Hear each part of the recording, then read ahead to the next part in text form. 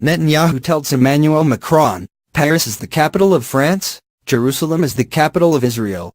Israeli Prime Minister Benjamin Netanyahu told French President Emmanuel Macron, Paris is the capital of France, Jerusalem is the capital of Israel, as they met in Paris amid heightened tensions in the West Bank. Mr Macron and Mr Netanyahu conceded that they held opposing views on U.S. President Donald Trump's decision to recognize Jerusalem as Israel's capital during a joint press conference on Sunday.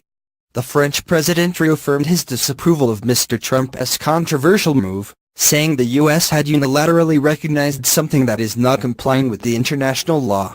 However, Mr Netanyahu, who has previously celebrated Mr Trump's declaration, told Mr Macron the city had been the capital of Israel for 3,000 years.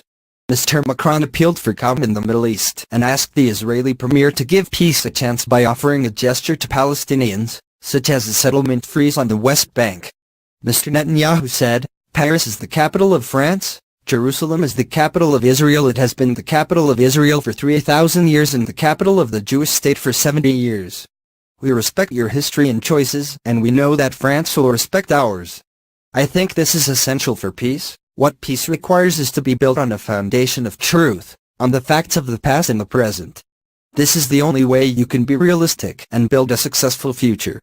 Mr. Trump's recognition of Jerusalem as the capital of Israel has stoked tensions across the Middle East, leading to widespread protests and unrest, as well as condemnation from key U.S. allies in Europe and the Arab world.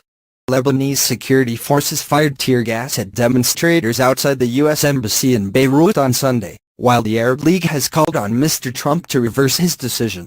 At least 2 people died and 200 were injured during clashes between Israeli forces and Palestinian protesters on the Israel-Gaza border on Friday. And in Jerusalem on Sunday, an Israeli security guard was targeted in a stabbing attack at the city's central bus station. Israeli police spokesman Mickey Rosenfeld said the guard was seriously wounded and his attacker arrested. The Magen David Adom Medical Service said a 30-year-old male suffered a stab wound to his upper body. Ahead of Mr Netanyahu and Mr Macron's joint news conference, Turkey's President Recep Tayyip Erdogan often